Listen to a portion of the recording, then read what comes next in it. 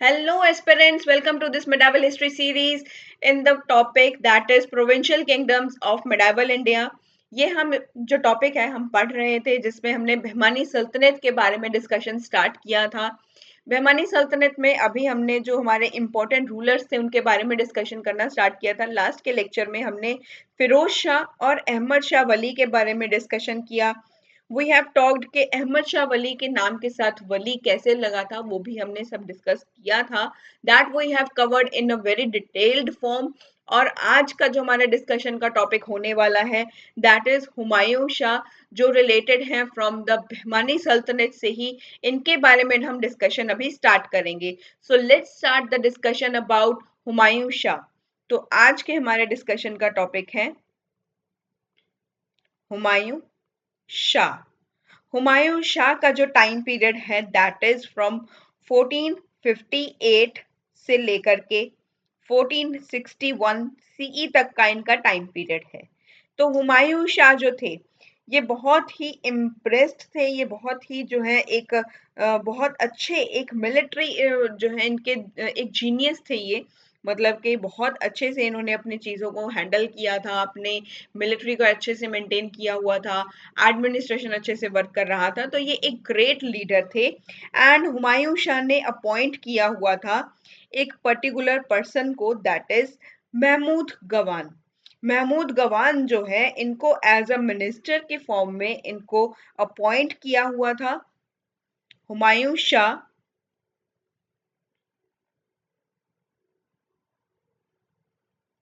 Appointed Mahmood गवान इनको किस जो है इनको अपॉइंट किया हुआ था एज अ मिनिस्टर। तो इनको एज अ मिनिस्टर के जो है पोस्ट के ऊपर इनको अपॉइंट किया हुआ था।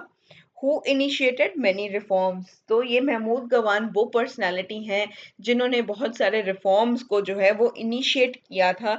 उनको स्टार्ट करने वाले महमूद गवान ही हैं। तो हुमायूं शाह एक ग्रेट लीडर थे। He was greatly impressed with his military genius. तो ये अपने जो है बहुत ही प्रभावित थे। महमूद जो है अपन जो एक तो ग्रेट लीडर थे and he was very much impressed with this Mahmud Gawan. Mahmud Gawan से भी ये इम्प्रेस थे क्योंकि ये भी एक बहुत अच्छे जो है मिनिस्टर हैं। और इनके बारे में अगर मैं आपको एक सस्पेंस यहाँ पर ब्रेक करते हुए, let's break this ice of this suspense that is he literally emerged as the most important personality of this Behmani kingdom। तो behmani kingdom के ये एक सबसे मोस्ट सब इतने इम्पोर्टेंट पर्सनालिटी बन जाएंगे कि ये आगे इनका हमें एक जो है रूल भी इनका दिखाई देगा कि इन्होंने भी रूल किया था इन दिस किंगडम। इस सल्तनत के अंदर इनका भी महमूद गवान का भी एक रूल जो है, एक टाइम पीरियड इनका भी दिखाई देगा जिसके टाइम के ऊपर इन्होंने बहुत सारी अचीवमेंट्स ली हैं, बहुत ज्यादा ग्रेटर हाइट्स तक पहुंचाया है बहमानी सल्तनत को। तो बहमानी सल्तनत को जो है एक हाइट्स के ऊपर पहुंचाने वाले एक जो है एक पर्सनालिटी वो है दैट इज महमूद गवान। तो ये इतने इंपॉर्टेंट है हमारे लिए। तो इनके वर्क से ये इतने ज्यादा खुश थे Humayun Shah that he appointed him as a minister. तो इन्होंने इनको एज अ मिनिस्टर के फॉर्म पर जो है अपॉइंट किया हुआ था। लेकिन due to the sudden demise of Humayun Shah, Humayun Shah जो है एकदम से इनकी डेथ हो जाती है। इनकी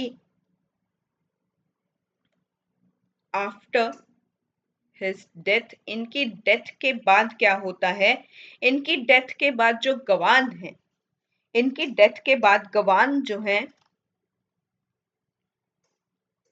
ये गार्डियन बन जाएंगे। गार्डियन बन जाएंगे किसके? ऑफ हुमायूं शाह का एक बेटा है। let me tell you this small story here before writing on this slide। मैं इस स्लाइड के ऊपर जो है लिखने से पहले मैं आपको बता दूं कि हुमायूं शाह की डेथ के बाद हुमायूं शाह का एक जो है माइनर प्रिंस था। एक छोटा इनका जो है एक प्रिंस हुआ करता था। इनका एक राजकुमार था जिसका नाम है निजाम शाह। निजाम शाह का टाइम पीरियड है 1461 से 1463। ज्यादा लंबा समय भी नहीं रहे हैं निजाम शाह, बहुत ही माइनर थे, छोटे बच्चे थे। तो एक आपने वो डायलॉग तो सुना ही होगा ना, छोटी बच्ची हो क्या, वही ये एक छोटे बच्चे थे। एक छोटा बच्चा जो है यहाँ पर राजकुमार जो है एक बैठेगा अभी एज अ किंग की पोस्ट के ऊपर, किंग के जो है थ्रोन के ऊपर बैठेगा। हुमायूं शाह की जगह कौन लेगा? निजाम शाह। निजाम शाह जो है इनके बेटे हैं और एक जो है माइनर प्रिंस भी हैं। इतने जो है कोई मेच्योर्ड पर्सन नहीं है, कोई कोई बहुत अच्छा मेच्योर्ड पर्सन बैठ रहा है, एक छोटा बच्चा बैठ रहा है आकर के। तो एक थ्रोन के ऊपर जब छोटा बच्चा बैठेगा, एक प्रिंस आकर के बैठेगा, तो इसके गार्डियन बन जाएंगे महमूद गवान। महमूद गवान जो है वो इसके गार्डियन बन जाएंगे, will become the guardian of Humayun Shah prince, minor prince that is Nizam Shah. तो माइनर प्रिंस है जो हुमायूं शाह का, उनका जो बेटा है उसका ये गार्डियन बन जाएगा। निजाम शाह का गार्डियन कौन बनेगा? महमूद गवान। तो let I am writing here that Gawan will become the guardian of minor prince Nizam Shah. Nizam Shah इनका जो है ये गार्डियन बन जाएगा। कौन बनेगा? महमूद गवान। निजाम शाह का टाइम पीरियड कितना है? ज्यादा लंबा नहीं है, 1461 सीई से लेकर के 1463 सीई तक का ही है, ज्यादा लंबा नहीं बैठेंगे। And had the reins of the government in his hand. अब ये जो है ये गवान के हाथों में सभी जो पूरे शासन की जो बागडोर है वो इनके हाथों में आ जाएगी। नाउ ही विल हैंडल, क्योंकि वो तो माइनर बच्चा है ना, वो तो एक छोटा बच्चा है। छोटा बच्चा क्या ही रूल कर लेगा, क्या ही एडमिनिस्ट्रेशन चलाएगा, क्या ही किंगडम को रन कर लेगा, क्या ही शासन संभालेगा। तो ये तो एक आयरनी की तरह हो गया कि एक छोटा बच्चा नहीं संभाल पाएगा। उससे तो जो है अपना जो है खुद का ही नहीं संभाला जाता। एक छोटा बच्चा जो है खुद की ही केयर नहीं कर सकता होता। That you people know very well.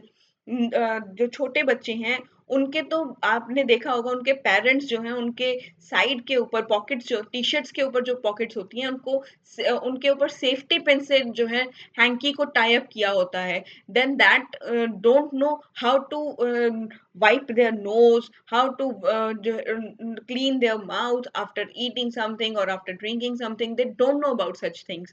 तो इसी वजह से उनके जो मदर्स हैं वो जो हैंकी होता है वो उनकी टी शर्ट्स के साथ टक करके भेजते हैं, और उस सेफ्टी पिन के साथ जो है टक किया हुआ होता है। एंड उनको बताया जाता है, if you have a running nose then wipe off that nose with this hanky, with the hanky which is tucked on your t-shirt, you have to clean it with it. And अगर आपको अपना face clean करना है तब भी आपको यही hanky use करना पड़ेगा।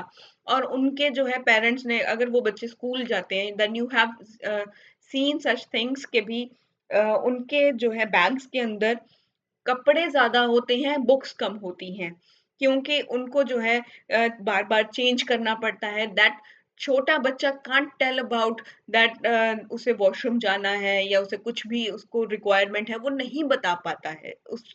इतना छोटे बच्चे आजकल स्कूल जा रहे हैं, तो उनको नहीं बताना आ रहा, वो नहीं बता पा रहे हैं। दे फील शाय और समथिंग एल्स, कुछ भी हो सकता है। उनके अपने जो है एक बच्चे का अपना एक एक नजरिया होता है, उसकी अपनी एक हैबिट्स होती हैं कि they are very much comfortable with their mothers, क्योंकि वो अपने मदर्स के साथ ज्यादा कंफर्टेबल होते हैं as comparative to the teachers. और यहाँ पर भी निजाम शाह एक छोटे बच्चे हैं, इनको नहीं मालूम कि शासन कैसे होगा, तो इनके गार्डियन बनेंगे गवान, और गवान ही जो हैं वो पूरे शासन को संभालेंगे।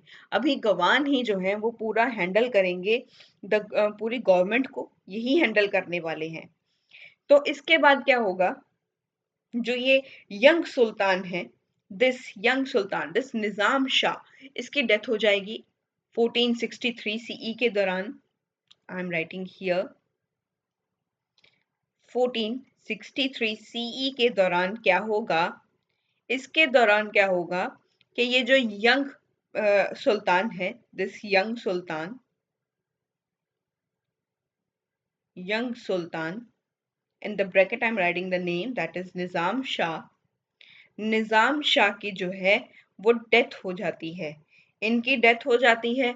और इसके बाद निजाम शाह के भी एक भाई हैं, इसके भी निजाम शाह का एक ब्रदर है, इसका एक ब्रदर है, that is Mahmud Shah third. तो इनका एक भाई है Mahmud Shah third, which is only 9 years old, जो सिर्फ 9 साल का है। तो इसके बाद निजाम शाह के ब्रदर, निजाम शाह ब्रदर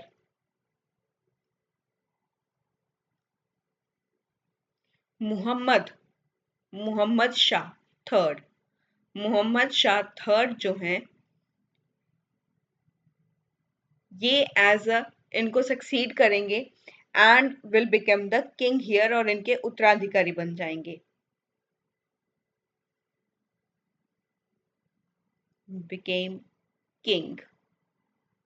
तो महमूद शाह जो है एक 9 years ओल्ड है, ये एक 9 years ओल्ड है, और इनका जो टाइम पीरियड है, तो इनका जो मोहम्मद शाह है, sorry this is not Mahmud Shah, this is Mohammad Shah. Mohammad Shah जो है, मोहम्मद शाह थर्ड, इनका टाइम पीरियड है 1463 से लेकर 1482 सीई तक का इनका टाइम पीरियड है। इनका टाइम पीरियड एक अच्छा खासा टाइम पीरियड देखा जा रहा है, 1463 से 1482 सीई तक का इनका टाइम पीरियड है। एंड ये सिर्फ 9 years ओल्ड हैं। एक 9 years ओल्ड जो है प्रिंस है, is becoming the king, and now he will rule here. तो अब इनका रूल होगा, और जो गवान होंगे वो यहाँ पर एज अ प्राइम मिनिस्टर बनेंगे। अभी गवान जो हैं वो मोहम्मद शाह के क्या बन जाएंगे, प्राइम मिनिस्टर बन जाएंगे। गवान प्राइम मिनिस्टर बनेंगे, prime minister of Mohammad Shah third. Mohammad Shah third के जो हैं प्राइम मिनिस्टर कौन बन जाएगा, गवान बन जाएगा। तो जो पावर होगी बहमानी किंगडम की, that reached its peak under the rule of Mohammad Shah third. तो इनके टाइम के दौरान जो बहमानी सल्तनत है, दैट जो है रीच टू इट्स जेनिथ, ये अपने जेनिथ के ऊपर पहुंच जाएगा। ये सब कुछ क्यों होगा, अभी महमूद शाह थर्ड के टाइम के ऊपर इतना अच्छा रूल हो जाएगा कि बहमानी सल्तनत जो है इसकी वाहवाही हो जाएगी सभी और सभी लोग जो होंगे आसपास के जितने भी राज्य होंगे उनमें सभी में बात होगी कि इतना अच्छा राज्य हो रहा है, बहमानी सल्तनत तो इतना पावरफुल किंगडम बनता जा रहा है, इतनी जो है इसने हाइट्स को जो है रीच कर लिया है, that we can't even match this सल्तनत, we can't even compete this सल्तनत, जो है अभी हम इनको जो है compete नहीं कर पाएंगे, इनके साथ जो है हम अपना जो है कंपटीशन नहीं हो पाएगा, ये इतने पावरफुल हो गए। ये कैसे हुआ, ये कैसे हुआ कि मोहम्मद शाह थर्ड के आने के बाद ये इतना अच्छा रूल हो गया, दैट द बहमानी सल्तनत reached its height. This is all because of the advice and the services of the Mahmud Gawan. ये सब कुछ महमूद गवान के एडवाइसेस की वजह से हुआ है, उनके जो है उन्होंने जो सर्विसेज प्रोवाइड की हैं उनकी वजह से हुआ है। तो मोहम्मद शाह थर्ड के टाइम के ऊपर जो पावर होगी ऑफ बहमनी सल्तनत की,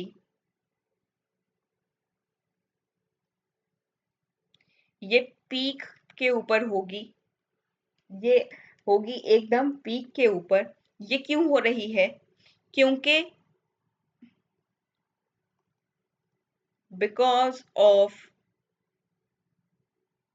एडवाइस एंड सर्विस ऑफ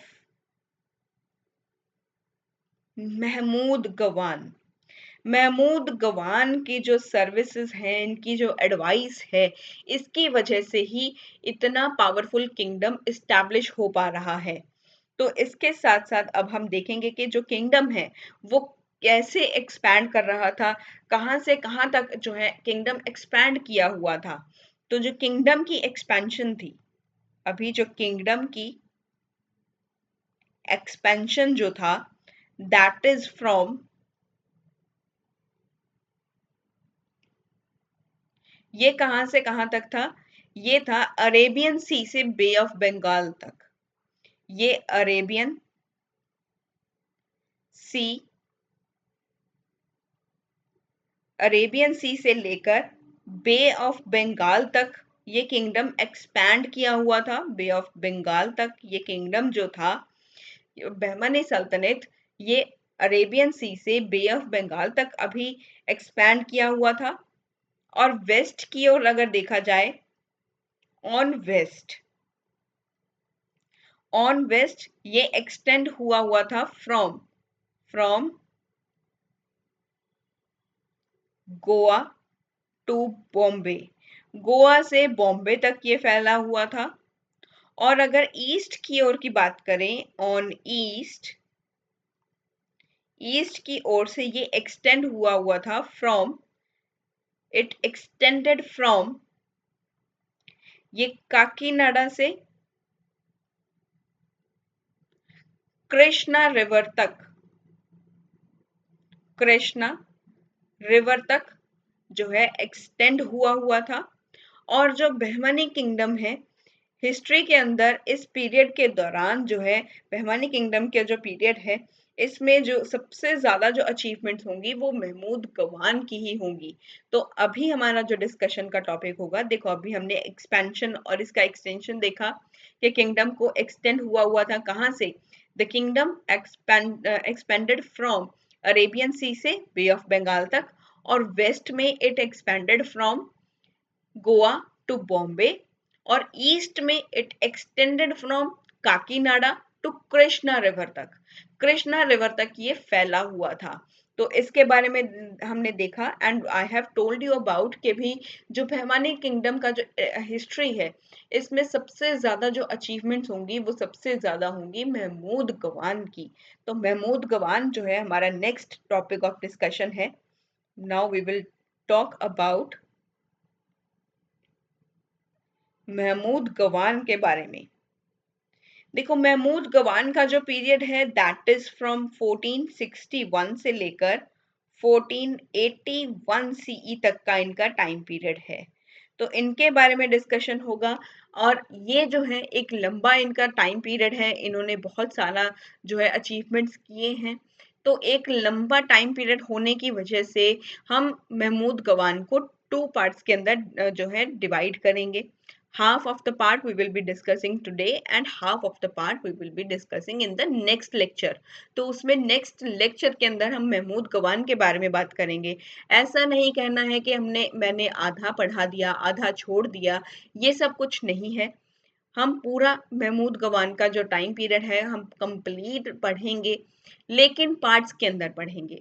आज हाफ ऑफ द पार्ट पढ़ेंगे, कल को next half of the part पढ़ेंगे। अगर कुछ रह भी जाएगा, then we will be covering into the next lecture, उसको हम नेक्स्ट लेक्चर के अंदर भी एडजस्ट कर लेंगे। लेकिन महमूद गवान को कंप्लीट डिस्कस करके ही मानेंगे। तो ये एक लंबा डिस्कशन का टॉपिक है, महमूद गवान। It is a very longest time. Then we will be dividing this time period into the two halves. The first half we will be discussing today, and the next half will be discussing in the next lecture. तो वो हम next lecture में हम बात करेंगे। तो let's start with the Mahmud Gawan के बारे में। तो ये जो बहमनी किंगडम था, that reach the height of its power, and जो टेरिटोरियल लिमिट्स जो थी, ये जो इनके गाइडेंस के अंदर ही सब कुछ जो है वो मेंटेन हो रहा था। इनकी जो है अब जो टेरिटोरियल जो है एक्सटेंशन हो रहा था, that is in the time period of the Mahmud Gawan, वो इनके टाइम पर ही हो रहा था। बहुत अच्छे से जो है टेरिटोरियल एक्सपेंशन हुआ, बहुत अच्छा इन्होंने जो है पावर को मेंटेन किया। जो राइन जो है इतना अच्छा शासन जो चल रहा था, वो इन्हीं के जो है इन्हीं की एडवाइस के ऊपर चल रहा था और इन्हीं की सर्विसेज के ऊपर चल रहा था। तो बहुत अच्छा इन्होंने जो है अपना एक मेंटेन करके रखा था, दैट कि ये बहुत अच्छे एक एडमिनिस्ट्रेटर हैं, बहुत अच्छे एक रूलर भी बन जो है इनकी गाइडेंस के अंदर ही सब कुछ अच्छा हो रहा है। तो इन्होंने जो है गाइडेंस दिया किसको? सबसे पहले तो इन्होंने निजाम शाह को दिया, लेकिन वो इतना ज्यादा जो है इनका टाइम पीरियड इतना नहीं रहा है। लेकिन उनके जो भाई थे मोहम्मद शाह थर्ड, उनको अच्छे एडवाइस दी, अच्छे उनको जो है एक सर्विस प्रोवाइड की। तो that's why this kingdom rise to its power, and the territorial expansion was in the guide under the guidance of Mahmud Gawan, was a wonderful thing which we have seen till now।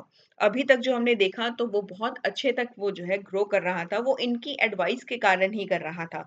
इतना जो extension हमने देखा, Arabian sea से bay of Bengal तक देखा, waste में देखा, east में एक्सपेंशन देखा, तो ये सब कुछ जो है वो इन्हीं की गाइडेंस की वजह से हुआ। तो अभी महमूद गवान कौन थे? महमूद गवान जो थे, ये एक पर्शियन मर्चेंट थे। तो सबसे पहले तो इनके बारे में डिस्कशन आता है कि ये एक पर्शियन मर्चेंट थे। He was a Persian merchant. ये आए थे, केम टू इंडिया। ये इंडिया आए थे बेसिकली डेक्कन के अंदर आए थे। डेक्कन के अंदर आए थे, जब ये आए थे तब ये 42 इयर्स की इनकी जो है एज थी। तो इन्होंने आते ही ज्वाइन किया, इन्होंने ज्वाइन किया, ज्वाइंड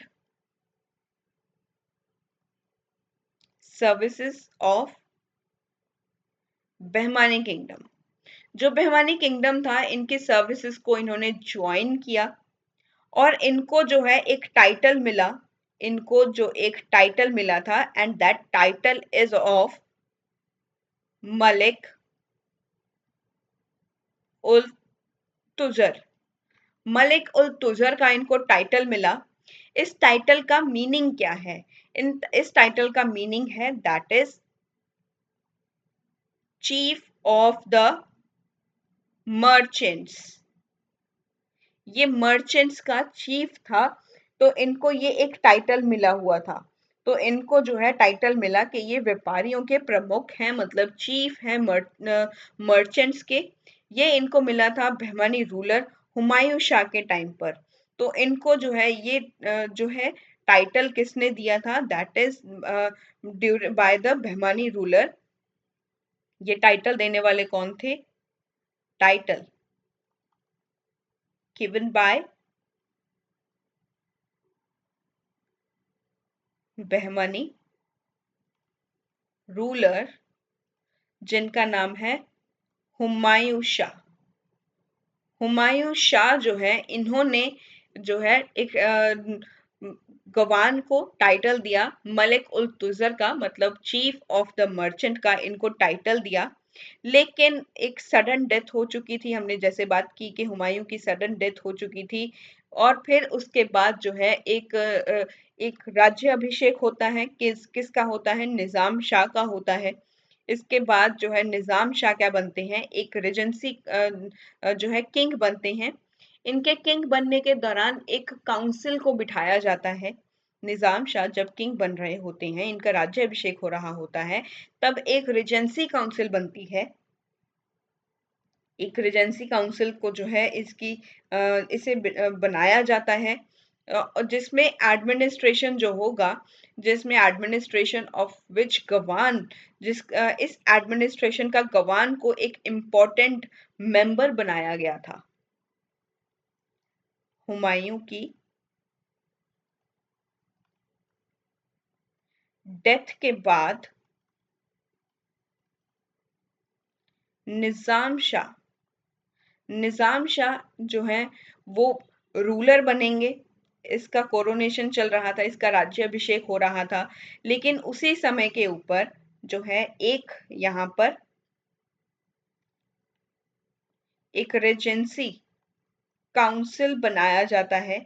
इस काउंसिल के अंदर गवान को एक इम्पोर्टेंट मेंबर बना दिया जाता है। इसे एक इम्पोर्टेंट मेंबर बना दिया जाता है। उसके बाद क्या होता है, इसकी खुद खुद की एक इतनी पर्सनल, इसकी इतनी अच्छी क्वालिटीज है इस पर्सन के अंदर, दैट के भी इसे वजीर बना दिया जाता है। जो गवान है, गवान इसकी जो पर्सनल क्वालिटीज हैं, इतना अच्छा इंसान है, इतनी अच्छी क्वालिटीज है इसके अंदर, इतना जो है सक्षम है ये व्यक्ति कि इसे जो है वजीर बना दिया जाता है। वजीर वजीर को कहा जाता है प्राइम मिनिस्टर। तो इसको जो है वो प्राइम मिनिस्टर बना दिया जाता है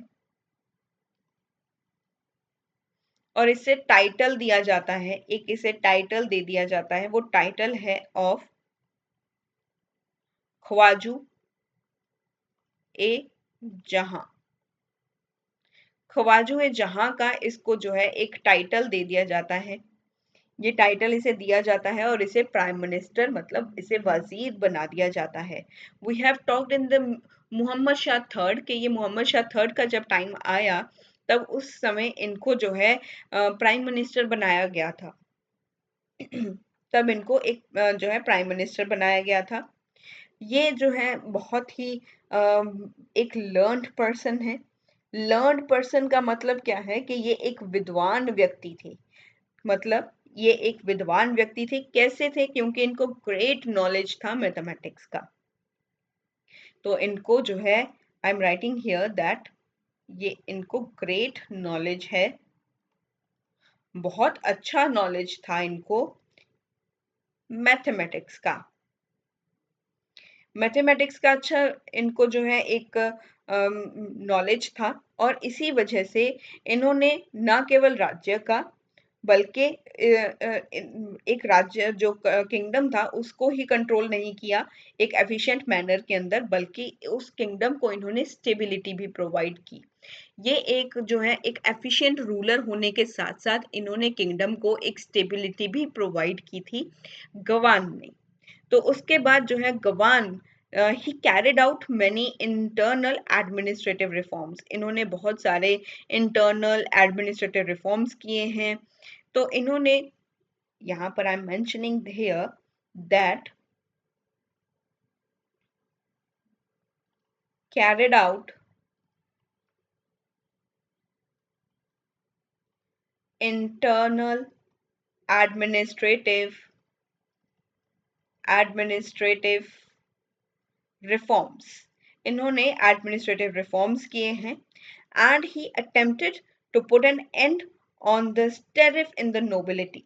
तो इन्होंने जो है जो स्टेरिफ था नोबिलिटी के अंदर, तो इसको जो है इसमें इन्होंने सुधार करने की भी कोशिश की है। इन्होंने बहुत सारी चीज़ों को नियंत्रण करने की भी कोशिश की है कि जो ये नोबल्स थे और इनका जो इनकी स्टेरिफ थी इनको कंट्रोल करने की कोशिश की and he increase the control of sultan over the nobles and provinces. तो नोबल्स के ऊपर अपना सुल्तान का कंट्रोल इन्होंने बढ़ाने की भी यहाँ पर ट्राई किया था। इन्होंने ये अटेम्प्ट करने की कोशिश की। तो इससे जो है एक और चीज इन्होंने किया था in his kingdom that he divided the kingdom into the 8 तरफ। तो इन्होंने अपने किंगडम को 8 तरफ, तरफ कहा जाता है प्रोविंसेस को, मतलब इन्होंने अपने किंगडम को 8 प्रोविंसेस के अंदर डिवाइड किया हुआ था। इन्होंने डिवाइडेड किंगडम 8 तरफ्स और प्रोविंसेस प्रोविंसेस। इन्होंने 8 तरफ या 8 प्रोविंसेस के अंदर अपने किंगडम को डिवाइड किया हुआ था। इतना समझ में आया कि अभी तक इन्होंने इंटरनल एडमिनिस्ट्रेटिव रिफॉर्म्स को जो है वो आगे इन्होंने कैरिड आउट रखने की कोशिश की। इनके अंदर जो है ये चेंजेस भी लेकर के आते रहे और बहुत सारी चीज़ों को इन्होंने जो है इन कंट्रोल को इन्होंने एक तो इंक्रीज किया सुल्तान के कंट्रोल को, किसके ऊपर, नोबल्स के ऊपर और प्रोविंसेस के ऊपर सुल्तान का जो कंट्रोल था उसको इंक्रीज किया। इसके बाद इन्होंने अपने किंगडम को डिवाइड किया इनटू 8 तरफ और प्रोविंसेस, और जो each governed by the Tarafdar, each province जो होगा, ईच तरफ जो होगा, इसे गवर्न कौन करेगा, गवर्न्ड बाय, एक तरफदार को लगा दिया जाएगा जो एक तरफ को जो है गवर्न करेगा। मतलब एक किंगडम है, एक किंगडम को इन्होंने 1 2 3 4 और ये इस तरीके से 8 पार्ट्स में ऐसे डिवाइड कर दिया, और ये एक तरफ है, एक प्रोविंस है। इस प्रोविंस को भी गवर्न कौन करेगा, इसे गवर्न करेगा तरफदार। इसे गवर्न करने वाला एक तरफदार, फिर इसमें भी एक तरफदार होगा, यहाँ पर भी एक तरफदार होगा, यहाँ पर भी, यहाँ भी, और इस तरह 8 तरफदार यहाँ पर बैठे हैं। तो ये तरफदार जो होंगे, ईच तरफदार जो होगा, ईच तरफ को गवर्न करने वाला कौन होगा, it will be governed by the tarafdar. तो in order to curb the military power, तो यहाँ पर जो है तरफदार तो हमने यहाँ पर किया। इसके बाद जो है हर जो है यहाँ पर मिलिट्री पावर को कर्ब करने के लिए, तरफदार की जो मिलिट्री पावर है उसे जो है गवर्न करने के लिए, उसे कर्ब करने के लिए गवान ने क्या ऑर्डर किया, दैट एक ही किला, only 1/4 of each province was to be the under the direct control of the provincial तरफदार। तो यहाँ पर उसकी पावर को कंट्रोल करने के लिए एक तरफदार की एक पावर थी, तो तरफदार की जो पावर थी उसको कंट्रोल करने के लिए यहाँ पर इन्होंने एक इनको जो है इन्होंने एक ऑर्डर किया था। नाउ यहाँ पर इन्होंने क्या किया, to curb the military power. किसकी मिलिट्री पावर, इन्होंने तरफदार की मिलिट्री पावर जो थी, तरफदार की जो मिलिट्री पावर थी उसको इन्होंने कंट्रोल करने के लिए, उसको कर्ब करने के लिए इन्होंने एक ऑर्डर किया कि हर तरफदार के पास एक ही किला होगा, एक ही किला होगा हर तरफदार के प्रोविंसेस का। तो यहाँ पर इन्होंने तरफदार की मिलिट्री पावर को कंट्रोल करने के लिए एक यहाँ पर ऑर्डर किया कि गवान ने क्या ऑर्डर किया, Gawan ordered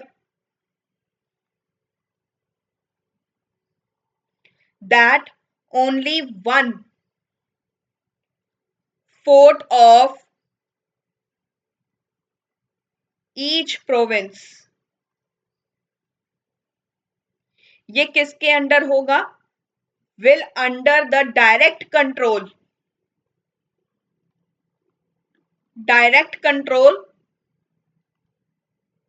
of provincial tarafdar. Only 1/4 of each province, हर एक ही फोर्ट होगा, हर प्रोविंस में से एक किला जो होगा वो किसके डायरेक्ट कंट्रोल के अंदर होगा, प्रोविंशियल तरफदार के कंट्रोल के अंदर होगा। तो एक किला हर प्रोविंस में से डायरेक्ट कंट्रोल किसके आ जाएगा, प्रोविंशियल तरफदार के अंडर आ जाएगा। जैसे हमने बात की कि एक प्रोविंस जो होगा, ईच तरफदार जो होगा यहाँ पर कंट्रोल करेगा हर प्रोविंस को, तरफ होता है प्रोविंस, हर प्रोविंस के अंदर एक एक किला था, उस किले को जो है, एक किला नहीं था, ऐसा तो बहुत सारे किले थे, लेकिन एक किला ऐसा था जो किसके डायरेक्ट कंट्रोल में होगा, वो तरफदार के कंट्रोल में होगा। बाकी के जो किले होंगे हर प्रोविंस में, बाकी के जो किले होंगे वो किसके कंट्रोल के अंदर आएंगे, that will be placed under the qiladar. तो बाकी के जो फोर्ट्स थे, the remaining forts of the provinces that were placed under the किलादार, तो बाकी के जो रिमेनिंग फोर्ट्स होंगे, जो बच गए फोर्ट्स, हर प्रोविंस के अंदर एक या एक से ज्यादा जो है वो किले हुआ करते थे, फोर्ट्स हुआ करते थे। बाकी के जो रिमेनिंग फोर्ट्स हैं ऑफ प्रोविंस, ये किसके अंडर होंगे? ये होंगे अंडर किलादार। जो किलादार होगा उसके कंट्रोल के अंदर होंगे। अब ये किलादार कौन होता है? Let me discuss about this qiladar. अभी किलादार कौन होगा?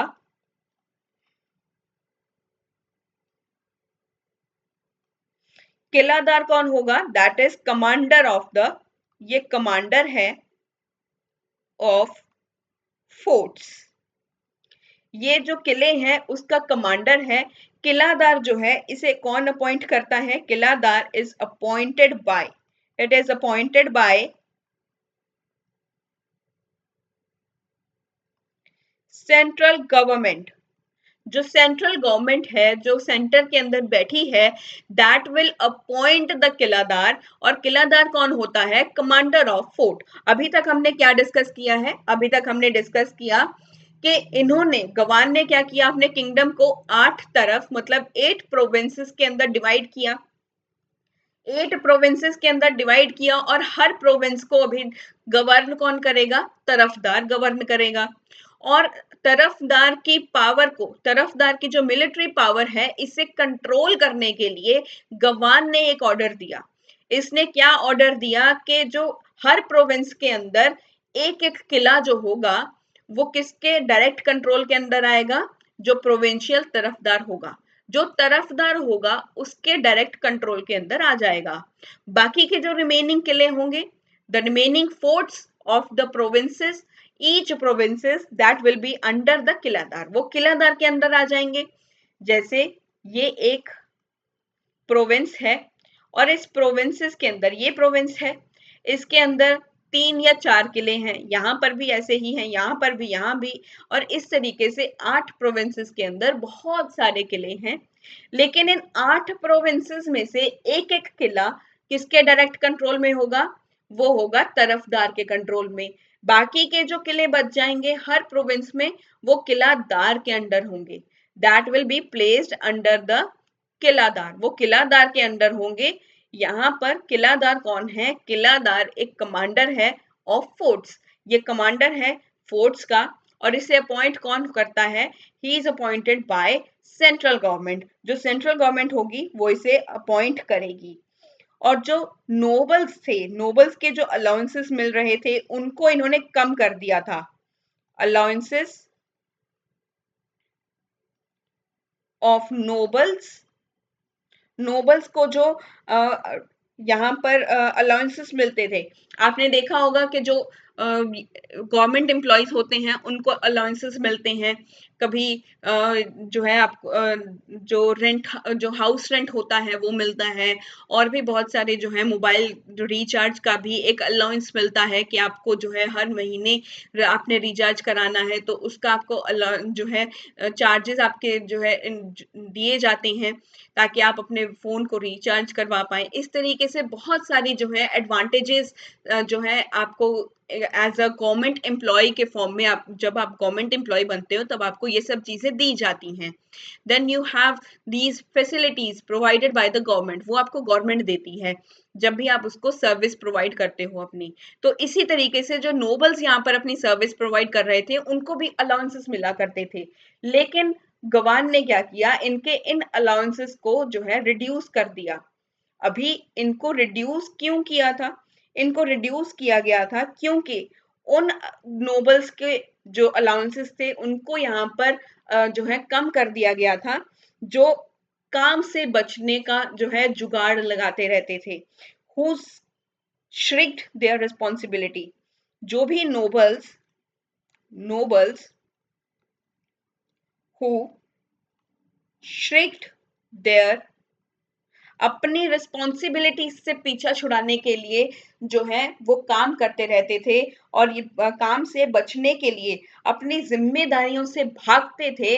उन नोबल्स के जो अलाउंसेस थे उनको कम कर दिया गया था गवान ने। तो गवान ने क्या किया? उन नोबल्स की अलाउंसेस को कम किया जो अपनी जिम्मेदारियों से भागते थे, अपनी जिम्मेदारियों से बचते रहते थे कि हमें काम ना करना पड़े, हम बैठे बैठे आराम करें और यही ऐसे ही काम होते रहें। तो उन जो नोबल्स थे, उन नोबल्स के इन्होंने अलाउंसेस को कम कर दिया था।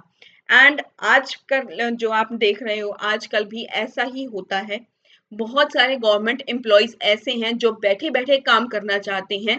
दे don't want to do their work, they always run from their responsibilities, they always shirk their responsibilities, और वो अपने रिस्पॉन्सिबिलिटीज से भागते हैं, अपनी जिम्मेदारियों से भागते हैं, अपने काम से बचने की कोशिश करते हैं। इधर से काम बचा लिया, उधर से ऐसे कर लिया, अपना काम प्रॉपर नहीं करते। वो वो भी आजकल जो है पूरी सैलरीज लेते हैं। And they always proudly say that we are the government employed, we are the employ of the government, हम गवर्नमेंट के जो है एम्प्लॉयज हैं, हम ये करते हैं वो करते हैं। They always said it very proudly, but I think they shouldn't be a proud of their own self, क्योंकि वो काम नहीं कर रहे हैं, वो काम चोरी कर रहे हैं। काम चोरी करने वाला कभी भी प्राउडली अपने आप को ये ना कहे कि वो काम कर रहा है। That person is having their salary in free way, वो फ्रीली अपनी सैलरी उठा रहा है, बिना काम किए, बिन आराम किए किए वो अपनी सैलरीज उठा रहा है। If you are earning the salary, then you have to do the work and you have to took the responsibility of your job, अपनी जॉब की रिस्पॉन्सिबिलिटीज को उनको उठाना चाहिए। वो गलत कर रहे हैं, that is unethical, immoral work the people are doing now. ये भी एक नोबल्स जो थे ये इमोरल थे, अच्छे से काम नहीं कर रहे थे, अपनी जिम्मेदारियों से भाग रहे थे, इसी वजह से गवान ने इनके अलाउंसेस को जो है रिड्यूस कर दिया। That is the how they will work. तो अपनी रिस्पॉन्सिबिलिटीज से भाग रहे थे। ऐसा नहीं है कि देता नहीं था, देता था लेकिन कम देता था, जो काम कर रहे थे उनके कंपैरेटिवली कम देता था। तो ये था हमने जो अभी तक जो है इनके बारे में डिस्कशन किया। एक छोटा सा और डिस्कशन रहता है अबाउट कव्वान के बारे में, जो अभी हम डिस्कस करेंगे। ये एक जो है इसने मिलिट्री को बहुत अच्छे से जो है मेंटेन किया हुआ था, अपनी मिलिट्री को ये बहुत अच्छे से चला रहा था। तो यहाँ पर एक जो महमूद गवान है, Mahmud Gawan was a military genius. तो ये एक मिलिट्री जीनियस था। Mahmud Gawan was a military genius and इसने सक्सेसफुल वॉर्स की हैं अगेंस्ट द विजयनगर। तो इसने सक्सेसफुल वॉर्स किए हैं अगेंस्ट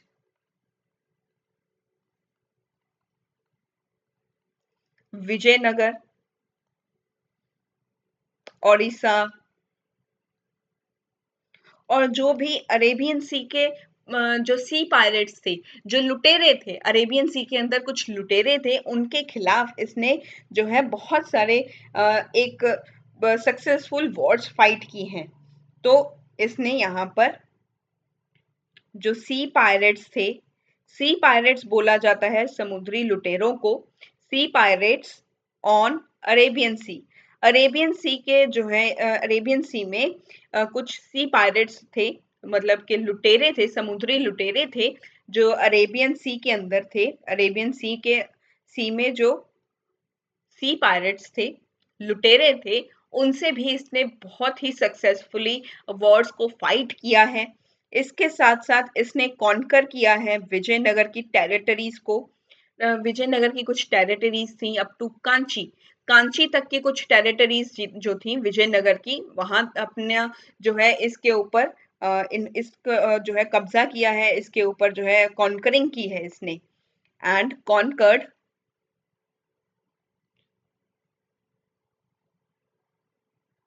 conquered Vijayanagar territories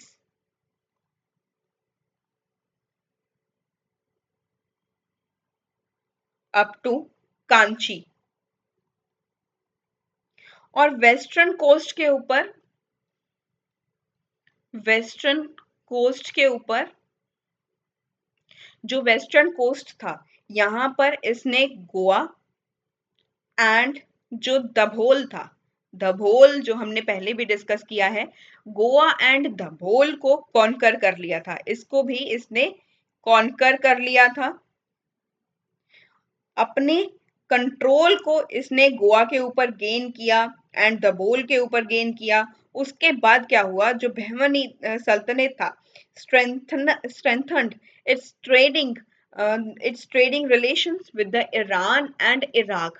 इन दोनों के ऊपर कॉन्करिंग करने के बाद, इन दोनों के ऊपर अपने पावर को कंट्रोल करने के बाद, अपनी पावर को जो है एकदम से गेन करने के बाद, इसने क्या किया, इस बहमनी सल्तनत ने अपने ट्रेडिंग रिलेशन को जो है स्ट्रॉन्ग किया। किसके साथ? ईरान और इराक दोनों के साथ अपने ट्रेडिंग रिलेशंस को स्ट्रॉन्ग किया था। इसके ऊपर कॉन्करिंग करने के बाद, after gaining the control over the Goa and the बोल, यहाँ पर बहमनी सल्तनत स्ट्रेंथन इट्स, यहाँ ये जो होगा बहमनी सल्तनत जो है ये अपने ट्रेडिंग रिलेशंस को स्ट्रॉन्ग करेगा। किसके साथ? ईरान एंड इराक, इन दोनों के साथ अपने ट्रेडिंग रिलेशंस को ये स्ट्रॉन्ग कर लेगा। उसके बाद एक और इंटरेस्टिंग सी चीज इन्होंने इंट्रोड्यूस की थी, वो पता है क्या थी? That is the use of gun powder. तो ये गन पाउडर का जो यूज था वो कैसे होता था, किस तरीके से होता था, ये सब चीजों का इन्होंने इंट्रोडक्शन किया। इंट्रोड्यूस्ड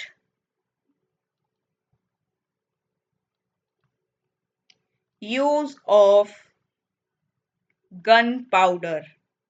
जो गन पाउडर है इसका यूज जो है वॉर के अंदर, इसका यूज वॉर अगेंस्ट, किसके अगेंस्ट? विजयनगर, विजयनगर किंग्स के अगेंस्ट इन बेलगांव। बेलगाम के अंदर एक वॉर हुआ था अगेंस्ट द विजयनगर किंग्स। उसमें इन्होंने यूज ऑफ गन पाउडर इन्होंने इंट्रोड्यूस किया था कि इसका यूज करो वॉर के अंदर, जब आप वॉर कर रहे हो। किसके अगेंस्ट? विजयनगर किंग्स के अगेंस्ट इन बेलगांव। तो इन्होंने बेलगांव में विजयनगर के जो राजा थे, किंग्स थे, उनके खिलाफ युद्ध के अंदर इन्होंने गन पाउडर का जो है यूज किया था। और इसका जो है इन्होंने इस चीज की इंट्रोडक्शन की थी। इस चीज को लाने वाले कौन थे? गन पाउडर को लाने वाले कौन थे? वो जो है गवान ही थे। गवान ने इंट्रोड्यूस किया use of gunpowder in the war against the Vijayanagar kings in Belgaum. इन्होंने और क्या किया? इन्होंने पर्शियन केमिस्ट को इनवाइट किया। इन्होंने पर्शियन केमिस्ट को इनवाइट किया। Invited Persian chemist. Persian chemist को इन्होंने इनवाइट क्यों किया था? इनको इनवाइट करने का एक कारण था कि ये जो पर्शियन केमिस्ट होंगे ये इनको सिखाएंगे, they will teach the soldiers, जो भी सोल्जर्स हैं ऑफ बहमनी सल्तनत के जो सोल्जर्स हैं उनको पर्शियन केमिस्ट सिखाएंगे कि इस चीज को कैसे प्रिपेयर करते हैं, गन पाउडर कैसे बनता है और गन पाउडर का यूज कैसे होता है। तो गन पाउडर की प्रिपरेशन और गन पाउडर का यूज किस तरीके से होगा, ये सब चीजें कौन सिखाएगा? पर्शियन केमिस्ट सिखाएंगे। किसे सिखाएंगे? जो सोल्जर्स होंगे, जो इनके सोल्जर्स हैं उनको ये सिखाने के लिए पर्शियन केमिस्ट को इनवाइट किया था। Teach the soldiers preparation and use of gunpowder, use of gun powder. तो इन्होंने इन सब को जो है सिखाने के लिए, सोल्जर्स को सिखाने के लिए इन्होंने पर्शियन केमिस्ट को जो है इनवाइट किया था। और आज जो है हमने यहाँ तक जो है गवान के बारे में पढ़ा, महमूद गवान के बारे में हाफ ऑफ द डिस्कशन हमने कर लिया है। नेक्स्ट जो डिस्कशन होगा वो नेक्स्ट क्लास के अंदर हम कंटिन्यू करेंगे। आज के लेक्चर को यहीं पर वाइंड अप करेंगे। बने रहिए मेरे साथ मिडावल हिस्ट्री की सीरीज में। अगर आज की वीडियो आपको अच्छी लगी हो तो इसे शेयर जरूर करना। Do subscribe the channel. Thank you so much for the love and support which you show towards my channel. और अगर आपको कोई भी प्रॉब्लम आ रही है आपके प्रेपरेशन के रिगार्डिंग, या आपको कोई गाइडेंस चाहिए आपके मेंस के रिगार्डिंग, जो भी मेंस लिखने वाला है ऑफ 2026, उसको अगर कोई गाइडेंस की ज़रूरत है, then you people can come to me, you can approach to me। आप मुझे जो है कमेंट सेक्शन के अंदर आप बताएं। I will try to solve each and every problem of yours, ताकि आपकी प्रिपरेशन की जर्नी अच्छे से चले और आप अपने टारगेट्स को अचीव ज़रूर करें। Thank you so much once again. Keep learning and keep motivated.